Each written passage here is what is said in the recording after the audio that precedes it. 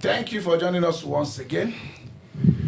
A lot of people have not been able to get it into our policy that there is anything like a written or unwritten rotation.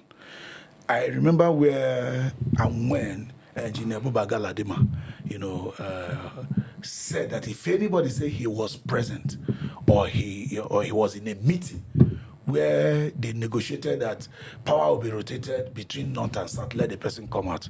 And till today, I've not really seen anybody that took up that challenge.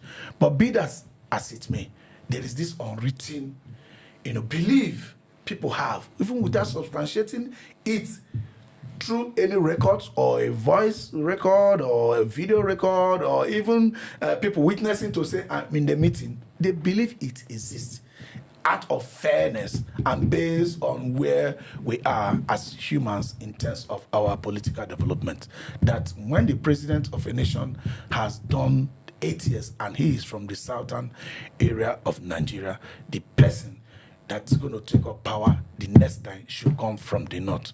Looking at the history of this country, I was just telling a friend yesterday that I found out that in 1930, there were two sets of police, Southern Police Force and Northern Police Force that came together to become Nigeria Police Force. That the system of and the amalgamation of this country came from North and South. So we can't rule it away. Our history recognizes this North and South in some form.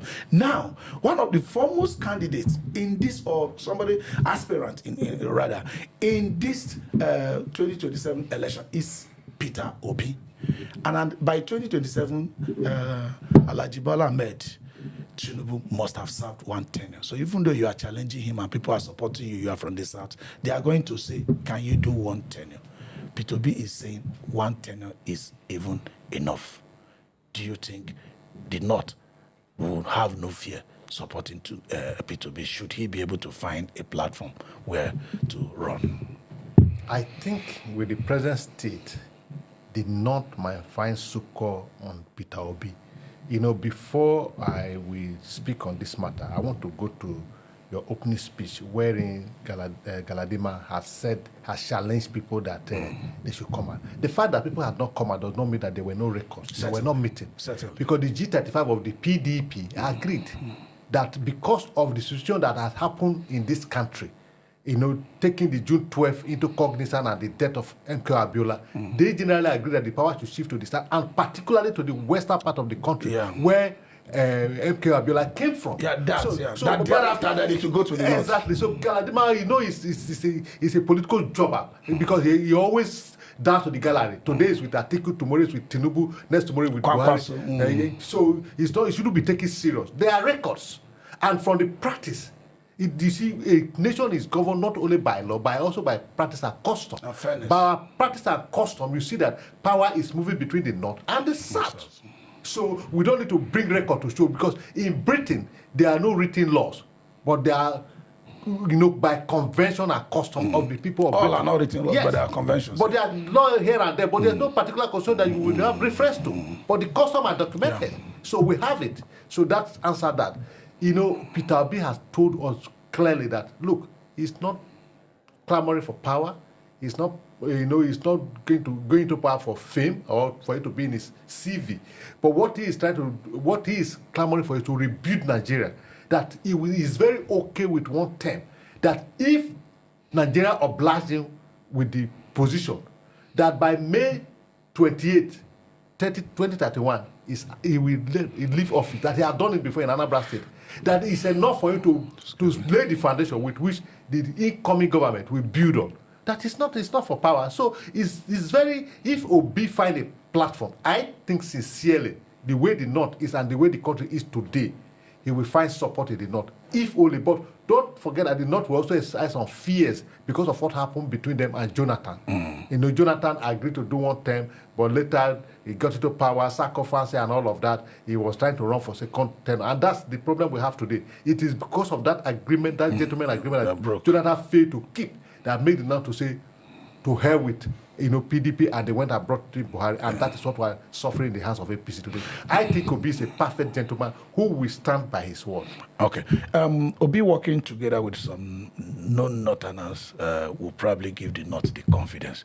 But that aside, it's been established that even while there were too many criticisms against Jonathan's government, it appears to be the best we have gotten, starting from his own time, removing Yarada's and that of Obasanjo. From Jonathan's time till now, Jonathan's government appeared to be the best, and it was just 1 tenure. So it shows that 1 tenure, for somebody very aggressive like Peter Obi, even 2 years is enough to show where he's headed. Things, for example, like buying vehicles for National Assembly and going further to be that those vehicles are not even locally manufactured vehicles where we can save dollars to some extent. And things like excessive budgeting of food and that for presidencies and all that, too many travel expenses and all that. We were just talking about the president being in St. Lucia. Do you think 1 tenure is just good enough, and the North should feel no fear in supporting Peter Obi for it? Yeah, let me start by, I think 1 tenure should be enough. We'll be in this government for barely less than 2 years. And it's already enough. 3 years, and we can see the result. We can see it. Obviously, less than 2 years, just to make it less than 2 years, and you have set us backward, almost 10 years backward. So, tomorrow, Inge is being revered and respected in Anambra State. Inge did 3 years, 2003 to 2006. Mm-hmm. So it's all about individual. So some people come into power having a blueprint what they want to do. Some people come into power want to plan what to do. See, there are two different things. Yeah. See, Obi has prepared himself for this office. He has his target, he has his plan, he has your objective, what he wants to achieve. And he has consistently said this. It's not about him being the president. It's not about the Nigeria want to see. It's not in this coalition to grab power. It is here to make Nigeria work. Okay, which do you think will be more attractive to the North vis-a-vis the performance of the presidents, which you are not going to rule away, when you now superimpose the certainty that Asiwaju will do just 4 years and go further 4 years, from 2027. You have to impose it with his performance. You can't roll it away. They're bringing Peter Obi, who, you can impose it with the fairness of having a northeastern person to be president, which is going to really create a strong cohesion between Southeast and the entire North. And putting this cohesion and healing and control into their hands, even for future elections, until it's breached. And the guarantee that Obi we do 4 years. He has said it in open space. He said May 28th, he's gone. And from what people know Peter Obi, it appears to be like the truth. Do you think when they not weigh it, where do you think they will go? Okay, I will not come direct. The Lord has weighed the relationship with the West. They've weighed the relationship with South-South. They've not weighed the relationship based on presidents with the Southeast. And again, if you take off investment in the North, Southeast have majority investment there. Everywhere in the country, actually. So Obi has given himself out. And he has committed to it. If he has committed to it, he has committed to it. That's one thing about him. He said, go to Anambra State and sit. I kept to that promise, even at a personal cost, to bring his successor from another zone. Yes. Where you were pushing him, now you can do this. No, that is the promise I made. So he's bound by it. See, keeping to promises is political maturity. All right, Philip. Which he has. Yeah, Philip, let me come to you. That is because I still want additional light. It's something that is really, really pivotal to 2027 election. Looking at the Southeast, the North entirely, realizing that we can really work with Southeast. We can actually work with all parts of the nation. Like Peter said, they have checked their fraternity with Southwest. They have seen the best it can offer. They've worked with them as VP. They have worked with them as president. Before, they are working with them as president again. Mind you, people see Obasanjo as if he's from nowhere. Obasanjo is from Southwest. You understand? So at the end of the day, when you superimpose Asiwaju's performance, hopefully it changes. I hope it changes. I believe, there could be changes. In 2027, you push it again with the Southwest records they have with the North, and also the guarantee that by our law, even though Obasanjo, it was, it failed, taught and failed. We don't know whether they are going to try it this time. With the law we have, Asiwaju could only go from 2027 to 2031. We did not, take that law versus promises of P2B and say, okay, let's go for P2B based on fairness, based on capacity, based on what he can do, based on how we want this country to be one. Because that act alone, if achieved, is really going to unify Nigeria. Yes. From what is before us, I think the North will not be fooled for the second time. I think sincerely they will go with Peter Obi, even if Peter Obi fails in the future. They want to give it a try. Coming back to the present government, you see, checking the antecedent of this government, you don't rule out that this government will metamorphose into a life presidency. Because judging the Senate we have today, anything goes. Not too long ago, we have Rivers State, a state of emergency, that is clearly stated in black and white in our constitution that for you to confirm a state of emergency is two-thirds majority.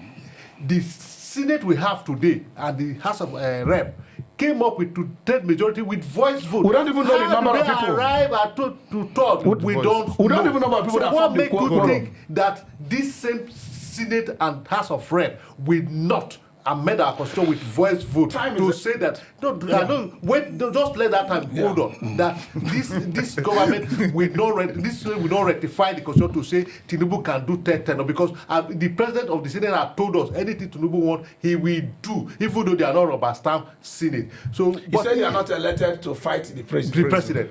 He said so when you come to Peter Obi, at least you know that at best the constitution will remain as it is. Peter Obi can always say he's going for second tenure and did not have the choice, just they did to Jonathan, to do same to him, to revote against him and vote him out.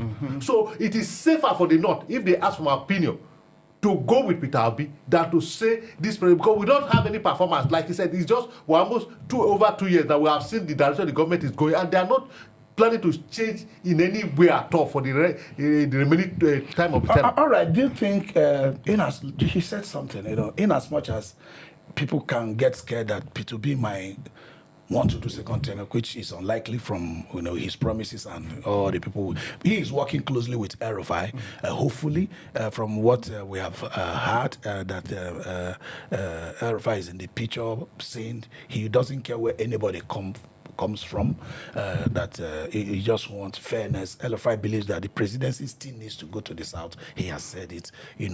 If people like that are in the same team, people who believe that they want to put Nigeria forward first, do you think when the North weighs it, they are still going to say, okay, this risk is not as high as Asiwaju winning and using the rubber stamp National Assembly to want to be a lifetime president? The thing we fear that the power might not return to the North, may also not return. Yeah, the performance of the presidents of this current government has made it easier for me for all to discuss this. Yeah. If they don't well, we won't have had discussion. And secondly, see, for equity, some northern elite knows that South has to complete their tenure, even though people like Atiku always want to contest. Is a minority in that equation. The definition of equity is a minority in that equation. But the majority of them want the South to complete their tenure. And again, Northerners, there are many farmers, and their life has been destroyed. So it's easier for them to identify with somebody else who will restore that. That's if we stay here, we die. If we go, we die. We'd rather go. So they made it easy for him. Right. Okay, so Obi has made a promise. He's okay with one tenure. I think they not should go with it because it's safer for them.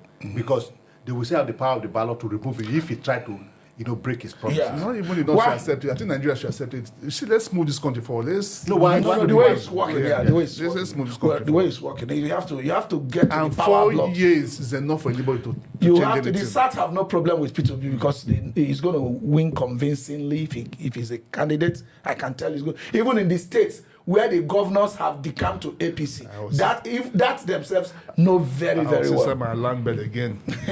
This electoral reform is key. Yeah, we'll get to It is that. key. We'll get to that. Unfortunately, Let's not forget we don't this. have It we is don't have key. time, Peter, to get into that. One tenure for Mr. Peter Obi, His Excellency, the former governor of Anambra State, and he said he's ready to go. That's one tenure is long enough to make an impact, and we believe him because Jonathan, if not that he tried to, contest again, even that one tenure for all he did, none of these APC governments have been able to go close. This is Tinubu's Insight. I will be right back.